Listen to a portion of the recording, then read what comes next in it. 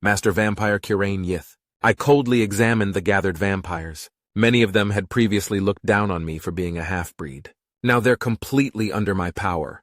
Of course, there had been some resistance when I took command, but those that were capable of shirking my control were quickly dealt with by those that weren't. "Are we done?" I demanded. "Nearly, sire," Count Heseth said. Count Heseth stared intently at the blood dripping from the wound in my wrist, carefully gathering it into a goblet for the upcoming transference ritual. The spike that was keeping the wound from healing ground against my bone as I shifted uncomfortably. More than half of the thralls were now under my control, though, so it was well worth the discomfort. It was like a dream come true. If I really wanted to, I could destroy the rest of the vampires and simply use these thralls however I saw fit.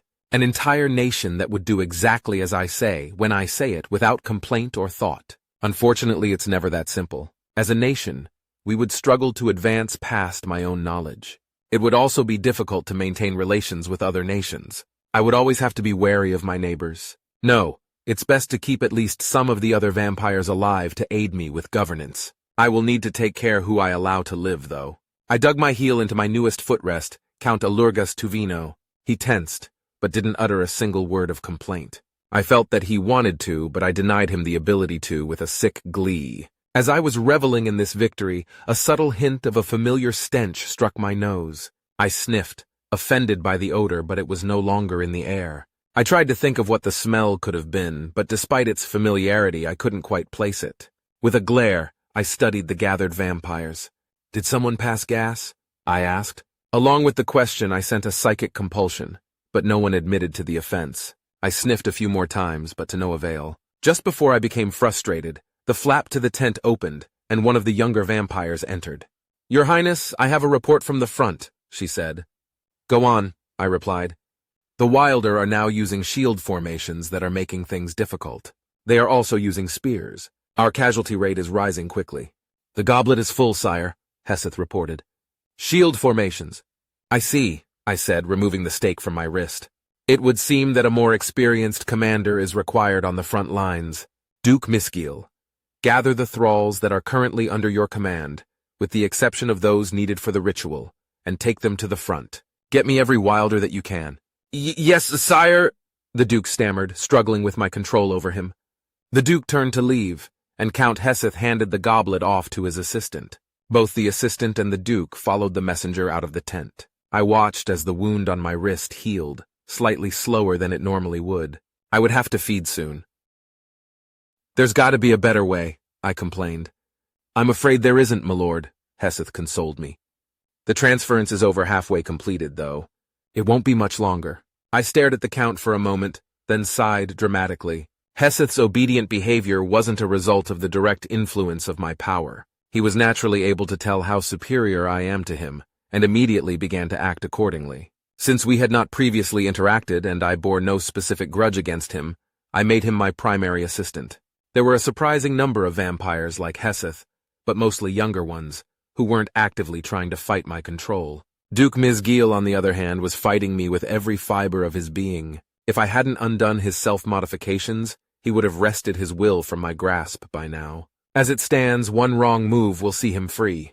I will have to either dispose of him before that happens, or keep him so weak that he can't lift a blade. The latter would be extremely satisfying, but the former is obviously the smarter option. Count Tuvino is also actively attempting to escape my clutches, but his will is much weaker than the Duke's. I can maintain control of him in perpetuity, unless I am somehow weakened. I glanced at the rest of the gathered vampires, about half of which were fighting just as hard as Tuvino. Should I just kill the ones who are attempting to resist me? I have been wronged by many of them, and it would rather easy to force them to stand upon a lit pyre. The number of actual vampires in this area is beginning to dwindle, though. If I kill these ones, it's entirely possible that our population will be too small to maintain any sort of semblance of dominion over the Night Kingdom. Hells, we'd struggle to hold order over a duchy. Perhaps it would be wiser to keep them alive and simply convince them that going against me is foolish. If I do that, though, I will have to dodge intrigue and attempts on my life. That will be inconvenient, but what else could I reasonably expect from becoming a king? This is all assuming that I am able to retake the Night Kingdom in the first place. Lofin's forces have been defeated, but whether or not the orcs will accept his surrender or take his head has yet to be seen. If they kill him, They will either install a puppet or take control of the Night Kingdom themselves. I laughed a bit internally at the thought of the high society drow becoming tribal like the orcs. On the other hand, if the orcs take control of the Night Kingdom, it's entirely possible we can retake it without much of a fight. It's a long shot, to be certain, but perhaps we can negotiate with them. We already plan to invade the unified chiefdoms once we have enough thralls. Instead of converting every orc we capture, though, perhaps we can take them hostage.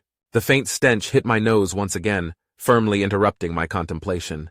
The odor triggered a reflexive gag, but more frustrating than the physical symptoms it brought was the familiarity of it. I had smelled this before, but where? When? It was foul smell, like a poisonous concoction of meat and molten metal. Blood, copper, a hint of iron, and salt. I struggled to remember where I had last smelled this repugnant compilation of odors when the answer suddenly came to me like a flash of lightning on a stormy day. "The dungeon!" I shouted involuntarily. "Pardon, my lord?" Heseth asked. "How can he be here, though?" I demanded, ignoring the count. Why would he be here?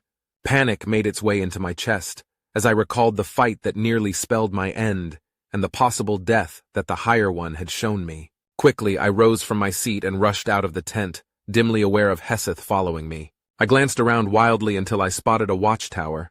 With one smooth motion, I leapt to its peak. "Sire?" Heseth shouted from the ground. "Quiet!" I shouted back. I scanned the horizon, searching desperately for signs of the malformed creature that had defeated me. The scent practically assaulted my nostrils. It would be a simple matter to track it down, but I shuddered at the thought of fighting it again. As I cursed my cowardice, my eyes darted madly around our camp. Broods snarled and clawed at each other over scraps of drow flesh. The younger vampires went about their tasks, blissfully unaware of the danger lurking in their midst. Thralls stood around mindlessly, awaiting further orders. Then my eyes found Duke Misgiel. He was walking toward the thralls, presumably to complete my demand. The smell was coming from his direction. "Sire, with respect, the meaning of this is lost upon me," Heseth said, climbing up next to me. As I continued to ignore the count, an eerie feeling grew in the pit of my stomach. I found myself unable to take my eyes off of the Duke. The more logical side of my brain told me that I was simply being dramatic, that what I thought was about to happen couldn't possibly happen. The less logical side of me debated whether I should try to save him. He's too weak to be of use in the ensuing scuffle, though, which would turn the fight into a one-on-one battle against that creature before reinforcements could arrive. I stood frozen, hoping that I was mistaken. I took a few deep breaths, but just before I regained my composure, it happened. An elf-like creature leapt from a bush and decapitated the Duke. It was so quick that if I had blinked, I'd have missed it. In the very next instant, the Duke was alight. "Oh my," Heseth whispered. A low growl escaped my throat, but whether it was from anger or fear was unknown even to me. I felt my control of the Duke fade away, as his soul slipped from his corpse and into the prison that the higher ones keep those like us in. The human glanced around, as if to verify that its actions went unseen. "What do we do, sire?" "I suppose we shall have to kill it," I replied coldly. "Somehow?" Before I could react, though, a crow landed behind the human and transformed into a feminine shape. Despite the distance between us, I could feel the power of the Archfey. It placed its hand upon the human's shoulder and looked in my direction. Our eyes locked, and it winked at me before they disappeared within a maelstrom of light and darkness. "Or not," I growled. "Heseth, what will become of the thralls that have not been transferred to my control?" I'm sorry, my lord," the Count stammered from a mixture of shock and nerves. "They're useless to us now." "I suspected as such," I sighed. "Sire, what was that?" "That was a creature that is favored by the higher ones. I assume it was brought here by the very same Archfey that aided its escape." I sat on the roof of the watchtower. The Wilder likely believed the Duke to be the sole commander of the thralls. Technically, since it was only his thralls on the field of battle, he was... I see. What do we do now, Your Highness? If we keep up this fight, that creature is bound to visit us again. I suppose it would be possible to set a trap for it, but doing so would take away from our efforts on the battlefield. Ultimately, it may prove futile, or fatal. How many thralls were about to be transferred? I'm not certain, sire. I'd say a third of what was left, perhaps. See if the transference was completed, then meet me in the command tent. Yes, my lord. Heseth leapt from the tower and began to run toward the ritual pit. I stood and watched the Duke's body burn for a bit longer. A small measure of anger stirred within my chest. I'd wanted the satisfaction of killing him. With a frustrated sigh, I rose and stepped off the tower. Dust rose to greet me as I landed firmly and continued to walk directly into the command tent. I took my seat and made a point to put my feet up, causing Tuvino's mind to scream in frustration. This helped to lift my spirits, and a few minutes later Heseth rushed into the tent. "Sire, half of the third made it through the ritual and should be under your control now. How many do we have in total, including brood?" I asked. "Roughly 12,000, Your Majesty. Our goal was 15,000 strong," I sighed. "No matter, it will have to do. Duke Misgil has been assassinated by the enemy. The method utilized is not preventable. As such, we're going to march against the unified chiefdoms. Our goal will be to establish a foothold and begin taking hostages and converts. Thoughts?" I lessened my grip on the minds of the gathered nobles, with the exception of Count Tuvino. They stood quietly for a moment, readjusting to having control over their faculties. "What are the hostages for?" one of the nobles asked. "Negotiations. As you may know, the unified chiefdoms have allied with the Empire of Kalkuti and Bolasir. Even if we convert every orc that we get our hands on, we're going to have difficulty fighting against these allied forces. Instead, we'll grab as many orcs as we can and hold them for ransom." "What will the ransom be?" "The Night Kingdom, handed over to us on a proverbial silver platter. We will, of course, convert some of the stronger orcs to vampirism. This will demonstrate our sincerity and urge a quick decision from the leadership of the unified chiefdoms." "Won't the Wilder attack us from the rear?" one of the other nobles asked. "It'll be a fight on two fronts." "No. The Wilder will not travel beyond their forest, even to save those we've captured. Once we leave this place, we'll be able to focus entirely on defending against the orcs." "Not something you're very The uppity noble fell silent as my power once again gripped his mind, much harder than it had previously. A bit of drool dripped from his mouth as the other nobles looked at him nervously. "We will leave at once," I said tersely. "The longer we wait, the more soldiers we stand to lose. Get the brood that serve you under control and prepare to march." I exerted my power over them once again, ensuring their compliance. One by one, they each left the tent, and I supervised the servants as they began to pack everything up. Within 3 hours, we were ready to move out. I found myself amazed at what a little psychic domination can accomplish. All 12,000 of our troops and prisoners fell into a loose formation, guided by my direction. I mounted a Nars, and we began moving to the southeast. The Wilder were loath to let us leave unvexed, and launched a few minor offensives against our flanks. They were easily dispatched, and before the end of the day, we'd finally left the forest. Things had finally turned boring when Heseth came sprinting from our left flank. "Sire," he shouted, running up next to my Nars. "There are some, things that want to meet with you?" "Things?" I demanded. "What sort of things?" "You know us as demons, Master Vampire Kirain Yith, former Master General of the Night Kingdom." Two figures seemed to suddenly appear behind Heseth. They had the appearance of elves, but even without the reveal, their smell betrayed them. The smaller of the two had spoken, and the larger one stood silent. An odd development. "Your kind are not exactly welcome on this plane. What would demons want with vampires?" I asked cautiously.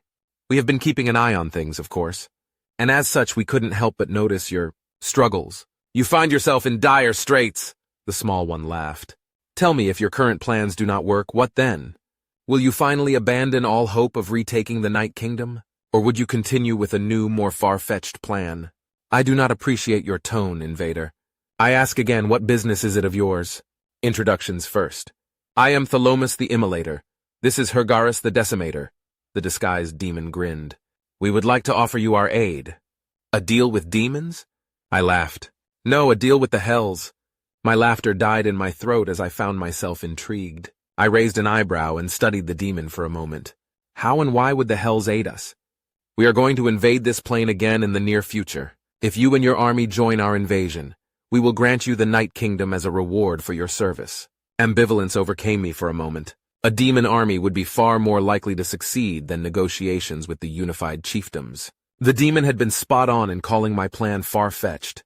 I wondered if he knew about the full extent of my plan, or had simply made an assumption. "And what of our current plans?" I asked. "Abandon them," Thalomus said with a wave of its hand.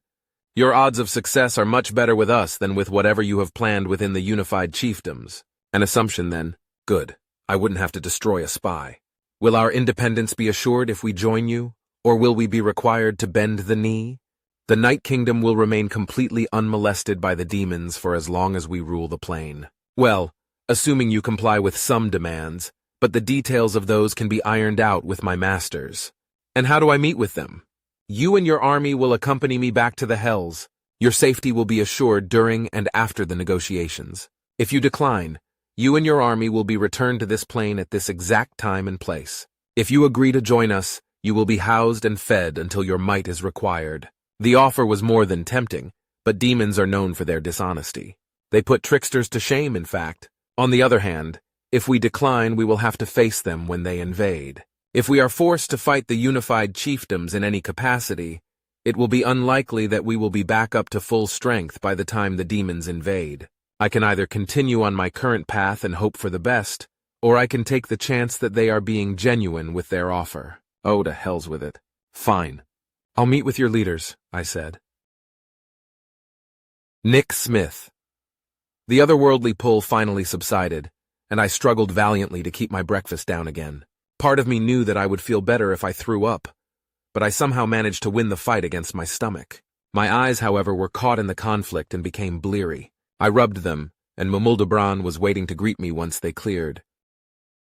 Judging by the current state of the battlefield, I assume everything went according to plan? The King of HFY asked. We had a plan? Tits countered. You know what I fucking mean. You two destroyed the vampire general, right? Yeah, I said, trying not to show my feelings on the matter. He's not getting up from that. Mumuldabran's face softened at my tone, but only for a moment. It stood and strode over to me, placing a hand on my shoulder. I met its gaze as it let out a small sigh. I am sorry, Nick, it said. You are young for your kind, and this must have been stressful for you, perhaps even difficult. However, you did it, and have reaffirmed your friendship with the fair folk of the deep wild forest. That is certainly an achievement worthy of note. Yeah, I replied. Yeah, you're right. My words are not meant as hollow comfort. Friendship is commonplace amongst mortals, but commitment to and maintenance of such relationships is a precious rarity to your kind. Very few would risk their lives to reaffirm their friendship to the fair folk without the additional promise of reward. It's commendable, Nick. Tits didn't really give me a choice, I chuckled. Tits laughed at the remark, and Mumuldabran smiled slightly and gave my shoulder a soft squeeze. Give yourself a little more credit than that, it said. Despite the rushed nature of Tits's teleportation, you made the choice to complete our request. If you are under the impression that you didn't have a choice in the matter, then it truly didn't occur to you that you could have simply said no at any point. That speaks volumes about your character. Mumuldabran patted my shoulder and returned to its seat. I was tempted to join it, because the sudden drop-off in adrenaline was making me tired. You should feel good about this, Nick. Even the fair folk outside of the deep wild forest have noticed your actions here today, and you'll find that most of them will give you a much warmer reception than they otherwise would, Mumuldabran said. Which will come in handy considering the deal that Yulk and Nash made. Deal? I asked. Indeed. Tits, could you retrieve the Alta brothers? I could, Tits said. Mumuldabran and Tits stared at each other for a moment. Then, a devilish grin spread over Tits's face. Mumuldabran growled a little and rolled its eyes. For the sake of all fornication, the King of HFY muttered. Will you please retrieve the Alta brothers, Tits? Absolutely, my king, Tits said with a sarcastic bow. I shall make my return post-haste with the orcs in tow. A vortex of black and white suddenly appeared and enveloped the snide HFY. With a balloon-like pop, Tits and the miniature storm disappeared. My knees suddenly buckled a little, which prompted me to take a seat on the ground. I debated asking Mumuldabran more about this deal, but before I could another portal appeared, depositing Tits, Nash, and Yulk next to me. Yep, much easier on an empty stomach, Nash said. Quite so, Yulk replied. If one didn't have to eat, it would be an extremely convenient method of travel. I'm jealous, I said in a tired tone. I wonder why it's so hard on the stomach. It's because Wilder don't have to eat, Algebran said, suddenly appearing behind me. As such, most Wilder are unfamiliar with the function of mortal stomachs. So when a stomach is actively performing its function, it is difficult for most Wilder to conceptualize and transport it through the fair realm. Conceptualize? I asked. Yes. When we pass through the fair realm, we destroy our flesh and make new flesh when we wish to enter this realm once again. This is because the realm of the wild is a plane of concepts, not physicality. As you can imagine, the things that make physical flesh work properly on this plane do not work properly in the fair realm and can cause negative reactions. What sort of negative reactions? Nash asked warily. Well, take the conceptualization of states of matter, for instance. On this plane, certain variables must be met for a liquid to become a solid or vice versa. In the fair realm, it's a bit more random. So if your flesh comes into contact with a conceptualization of the states of matter, it could become liquid or much more solid than it should be, causing it to lose its function when it returns to the mortal plane.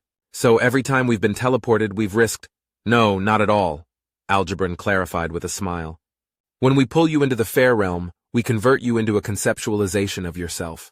This prevents other conceptualizations from interacting with your physical form without your express consent, which you are unable to grant because you don't know how. Yep, we turn your factiness into theoriness and suck you through our home plane to move you faster, Mumuldobran added with a chuckle. So because Tits and Virn don't know how stomachs work, they weren't able to fully conceptualize them? I asked. Not quite. They weren't able to conceptualize the food within them, Algebran explained. Or rather, how the food and stomach were interacting. Yeah, I kind of just took a wild guess, Tits said. So the food in our stomachs was the problem? Nash asked. What? Was it turned from liquid to solid or something? I'm not certain, but there's much worse that can happen to actualized objects within the fair realm. It would appear that we were fortunate, Algebran said with some hesitation. My apologies, it didn't occur to me earlier. Tits walked over to me and leaned toward my ear. I fought the urge to shrink away. Looks like you should definitely forget about what I mentioned earlier, the flirty archfey whispered to me. Yeah, I replied quietly. Everyone looked contemplative for a moment, but then Mumuldobran stretched with a big sigh, breaking the silence. So, what are the vampires up to, Algebran? Mumuldobran asked. Once the thralls stopped moving, the brood broke under the strain of our attacks, and their leaders called for them to retreat. Then the retreat order came for the entire army. We're attacking their flanks as they march, but they'll be out of the forest relatively soon. They headed toward the orcs? Yes. Okay, I'll send word to let them know, the King of Archfey said. It would appear that you three have served your purpose. Admirably, in fact. So admirably that you've earned your reward. Reward? I asked. Was that the deal you made? Well, yes. I offered them a reward for their help. Your reward, incidentally, is the reaffirmation of our friendship, Mumuldobran grinned. It's a better reward than it sounds, I promise. But Yulk and Nash helped on the front lines, and so it's my turn to uphold my end of the bargain. Nash gave me a smug grin and I rolled my eyes at him. I agreed to do everything in my power to help you get home, Nick, Mumuldobran continued. The task is beyond my capabilities, but my power extends beyond matters of magic or physicality. So I've done a silly thing and contacted the Court of the Wild on your behalf. Algebran's eyes widened and Tits gasped. I looked at them, hoping for clarification, but their shocked expressions provided no answers. Nash looked as confused as I felt, but Yulk appeared to be trying not to bounce with glee. You didn't, Algebran said in a near whisper. I did, but don't worry. Whilst they do not favor me or mine, they owe me favors that are eons old. Passing the brothers' rewarded favor onto the court, even though it's an absolutely silly and mortal custom, is technically within my power. So, what does that mean? I asked. Are going to meet them? Yes. You will appear before the court and explain your plight. They'll have many inane questions and snide remarks, but if they have knowledge that can aid you, they will share it. Though I should warn you, if that knowledge is sufficiently sensitive, they may require more of you. A quest or some such. When do we leave? Yulk asked quickly. Well, summer's nearly finished and the court has a full schedule. Since court isn't held in autumn or spring, you'll have to wait until next summer. Next summer? Wait, if court isn't held in spring or fall, what about winter? Absolutely not, Mumuldobran laughed. The summer court isn't exactly friendly to mortals, but the winter court is completely and irrevocably hostile to your kind. Even if I held any sort of sway with them, your torture and death would be almost assured were you to meet with them. I'm confused. You said the Court of the Wild, but there's two of them? Nash asked. In a way, Mumuldabran sighed and pulled out another cigarette. I suppose to mortals such things are quite complex. The Court of the Wild is one entity with two faces. You see, the queens of the court believe that a being known as Mother Earth gave birth to this plane, despite the higher ones firmly stating that is nothing more than a fantasy. But belief is different with Wilder than it is with mortals. It's far more tangible. Part of the teachings of Mother Earth is that summer is the season of life and winter is the season of death. This forces the queens of the court to undergo a sort of metamorphosis with the passing of each season. This metamorphosis takes the entirety of spring and autumn and causes a massive shift in their personalities. There was once a time that all Wilder were forced to be beholden to these beliefs, Algebran added, as Mumuldabran lit his cigarette. Really? What happened? I asked. Nobody knows, the King of Archfey said while blowing smoke. Used to be that each type of Fey would only appear during a specific season. Blood Fey woke during summer, Bone Fey woke during winter, Fairies appeared during spring, and Archfey appeared during autumn. That sort of thing. But one day we all woke up, free from the cycle of seasons. Those that held firm in the belief of Mother Earth stayed with the court. The rest of us severed our ties to the court and created a new cycle. The cycle of fairness, Tits added with a nod. What is the No, Mumuldabran interrupted my question. While you have reaffirmed your friendship to us, Nick, there are still some things that we must keep private. The cycles that we abide by allow our existence upon this plane, and that is all you need to know. Further knowledge of these cycles can give you an unacceptable amount of power over us. And even if you were not to use that power, there are many that would seek to steal it from you if they learned you have it. Better to not risk it. Oh, like with naming Tits and Algebran. I understand. Is that why I don't see it in your memories? I asked Algebran. No, only those who have need of the knowledge possess it, Algebran said. When you received my memories, I was akin to a freshly born babe. It wasn't until you named me that I was made aware of the court, the fair realm, the cycle of fairness, and many other things. I see. How do the queens run the court? Yulk asked. Is it a meritocracy like the kings? No, it's a strict hierarchy based on age, Mumuldabran chuckled. The only way to move up that ladder is for someone to kill the one above you. If you do it yourself or have someone do it for you, you're excommunicated until you die and are reborn. And of course, it only lasts until the next court when the queen that died is reborn. Everything else is dreadfully boring bureaucracy. Oh, except for one thing. The cycle that the queens follow inhibit their interactions with the higher ones, so they aren't beholden to the same laws that we are. Really? So they don't become undead if they break the rules? That's right. Instead, all actions made by those that follow their cycle are known by the court, and punishment is handed out as appropriate. Tends to be quite severe. I have so many questions, Yulk said, practically drooling. I'm sure you do, Mumuldabran smiled. While I can admit that I enjoy your curiosity, the day grows long. It nears time for your departure. Algebran, give Nick the thing. Algebran walked up to me, gently grabbed and opened my hand, then placed a necklace in it. The chain of the necklace shined brilliantly in the light that made it through the trees, and the pendant that was attached to the chain was shaped like an oak leaf. I rubbed my thumb the pendant over it and realized that it felt like an oak leaf, too. What's this? I asked. That is a token of our friendship. We called upon you in a way, so now you have the ability to call upon us, Mumuldabran said. It allows all Wilder that are beholden to the cycle of fairness to leave their forests and join you wherever you are. But each time you use it, you will owe us a favor, so do so sparingly. Got it. Good. Now give me a moment. Mumuldabran took a heavy drag of his cigarette and its eyes rolled into its head. We watched in silence as the King of Archfey sat frozen. When it finally recovered, it blew out the smoke and shuddered a little. The higher ones want you to visit High Chief Ulermak, it explained. I'll let him know you're on your way. Algebran, if you please. All right, Algebran said. Please grab each other's hands and don't let go. With a small sigh and a knot in my stomach, I held Yulk's hand. Yulk and Algebran took Nash's hands. May you find fortune, Mumuldabran said. Bye, Nick. Tits waved. Before I could reply, darkness enveloped my vision yet again.